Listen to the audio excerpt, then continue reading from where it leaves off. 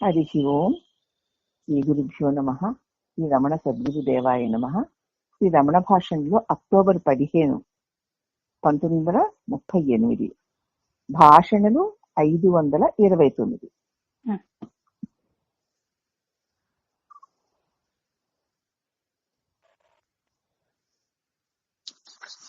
మాట వరుసగా శ్రీ జ్ఞాన సంబంధకు పాడిన అరుణాచల స్తుతిని ప్రస్తావిస్తూ శ్రీ భగవాను ఈ కింద కథని క్లుప్తంగా ఇలా చెప్తారు.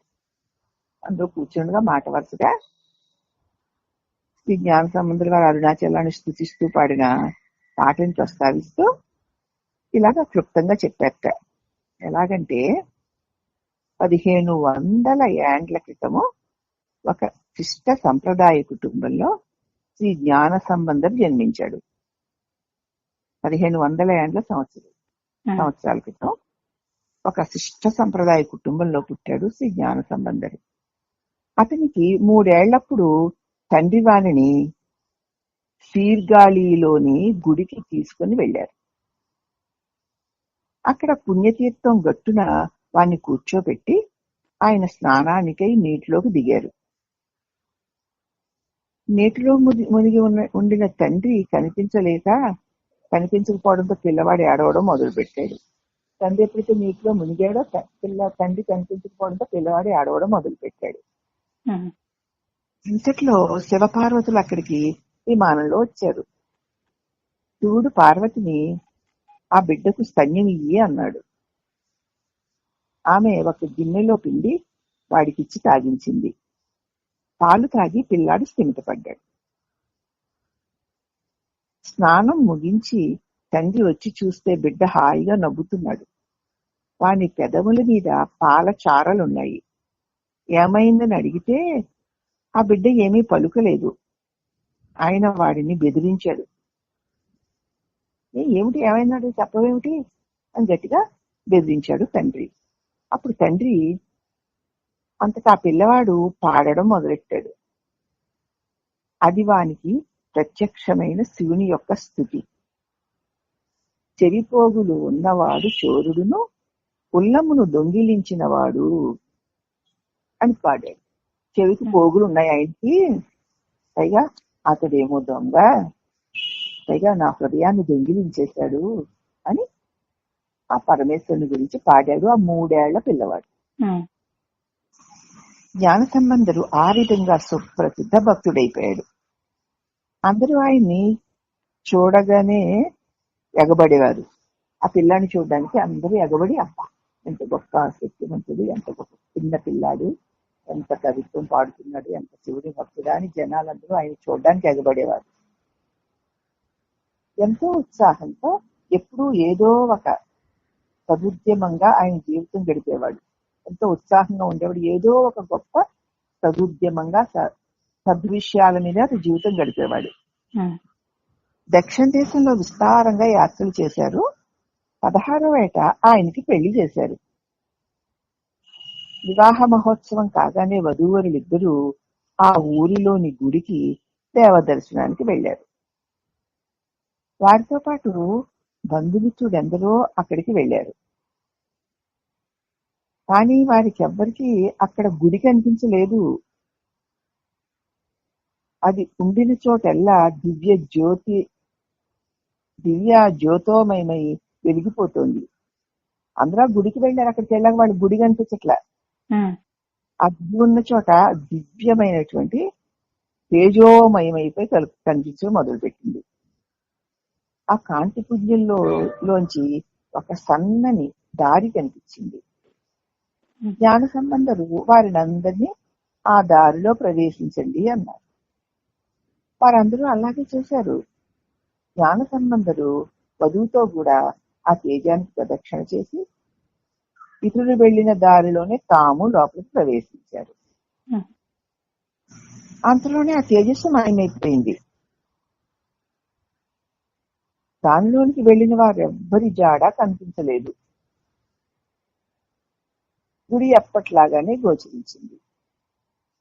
అది ఆ యోగి మహిమాపూర్ణమైన సంక్షిప్త జీవితం. ఆ జ్ఞాన సంబంధమైనటువంటి ఒక యోగి యొక్క మహిమతో కూడినటువంటి సంక్షిప్త జీవితం ఇది. జ్ఞాన సంబంధర్ అవతరించి ఆయన అవతరణ కాలంలో జరిగినటువంటి అనేక మహిమల్లో కొన్ని మహిమల్ని భగవాను మాట వరుసగా ప్రస్తావిస్తూ చెప్పారు కదా. క్లుప్తంగా ఇలా చెప్పారనమాట.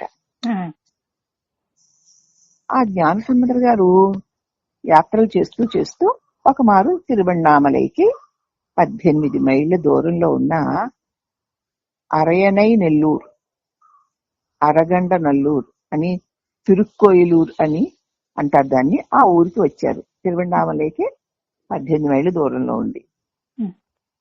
అచ్చట శివుని గుడి చాలా ప్రసిద్ధమైనది.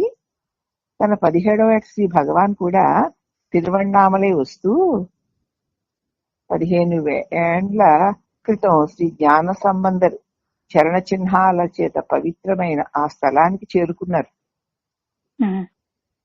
అది ఎట్లని భగవాన్ అప్పటికి తెలియదు. అది జ్ఞాన సంబంధర్ వచ్చి దర్శనం చేసుకుని గుడి అప్పుడు భగవాన్కి తెలియదు. కానీ వారక్కడే తేజో దర్శనం అయ్యింది ఆయనకి.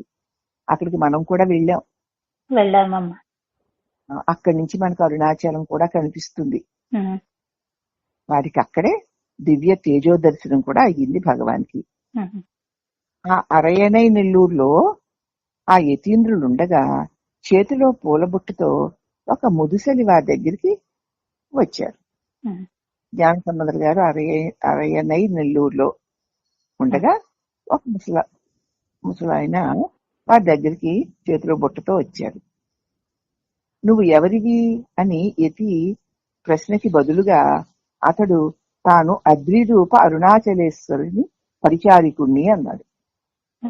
నువ్వెవరి అంటే పూలబొట్టు పట్టుకుని వచ్చిన ముసలాయన్ని నువ్వెవరివని అడిగారు యతీంద్రుల వారు.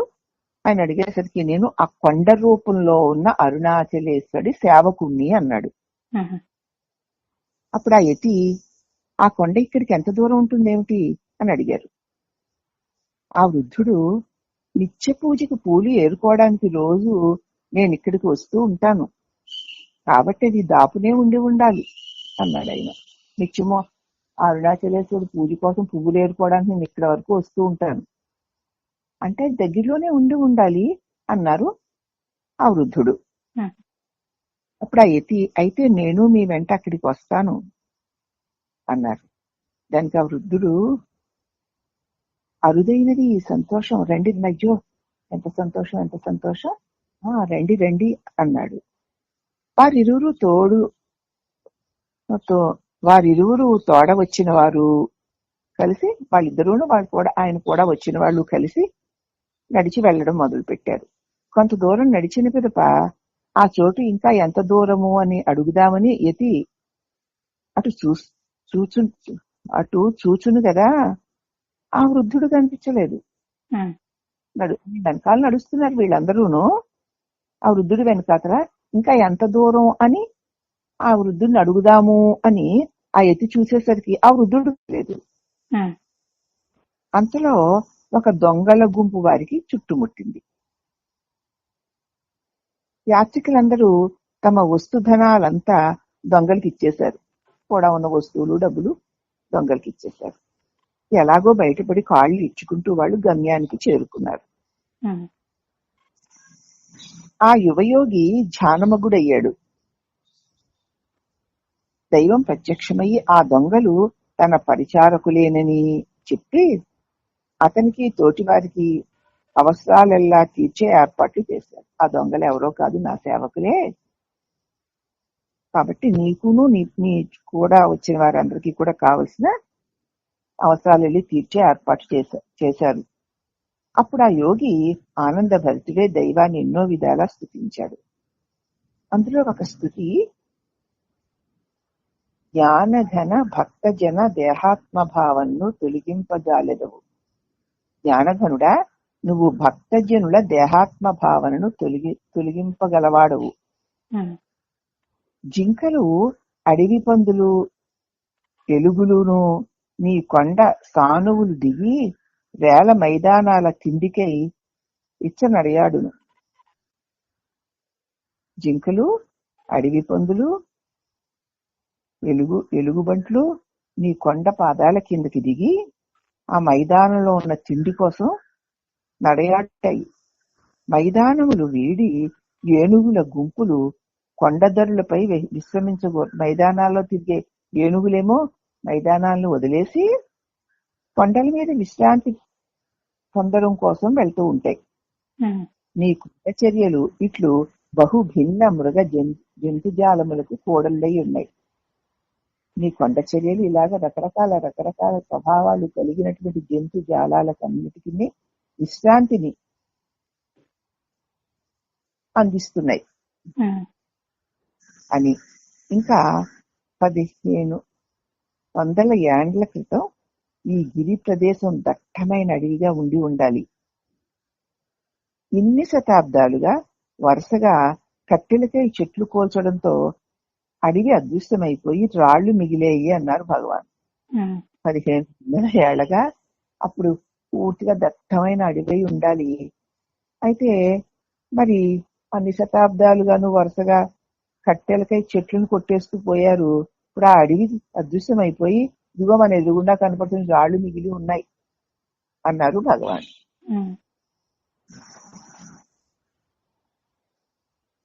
దుర్దేవుడైన ఆ ముదుసలి జ్ఞాన సంబంధుడికి తెలిపిన అరుణాచలం వర్ణనము ఉపమన్యుని భక్త చరిత్రలో 300 పద్యాల్లో నివేదింపబడింది. దాని ప్రతి ఒకటి ఇటీవల మాసాల్లో గుడి విషయంలో జరుగుతున్న కోర్టు వాద్యాల సందర్భంలో గుడి అర్చకుడు ఈ భగవానికి చూపించడం తటస్థించింది. ఆ శ్లోకాలను భగవాన్ రాసి ఉంచుకున్నాడు. ఆ పుస్తకంలో ఉన్న శ్లోకాలు ఈ గుడిని గురించి మరి కోర్టులో కొన్ని విభేదాలు కలిగినవి.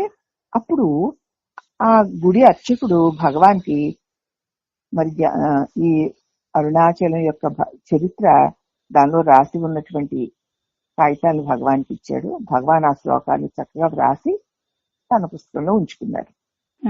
కాబట్టి అరుణాచలేశ్వరుని యొక్క దివ్య మహిమని వేల సంవత్సరాల క్రితమే గ్రహించి సేవించి తరించిన మహాభక్తులు ఉన్నారు. ఆ భక్తుల్లో జ్ఞాన సంబంధర్ ఒకరు. 1500 సంవత్సరాల క్రితం మాట ఇప్పుడు చెప్తాము. ఆ చెప్తున్నది ఎవరు? భగవాన్ అంటున్నావు కదా, ఆయనే జ్ఞాన సంబంధుడు. మళ్ళీ మన కోసం అవతరించారు. అరుణగిరిని తన స్థావరం చేసుకుని అరుణాచలేశ్వరుడే తానై వెలుగొందుతున్న ప్రత్యక్ష దైవము మన భగవాన్ రమణుల వారు. ఆయన నుంచి వెలువడిన ప్రతి వాక్కు అమృతపు ధారే. ఆయన వాక్కుల ధారల్లో ఒక్క వాక్కుని మనం మన స్వంతం చేసుకుని మన అనుభవానికి తెచ్చుకుంటే చాలు, ముక్తి ఇప్పుడు ఇక్కడే సిద్ధము. జై శ్రీరమణ, జై శ్రీరమణ, జై శ్రీరమణ. హరి ఓం నమః.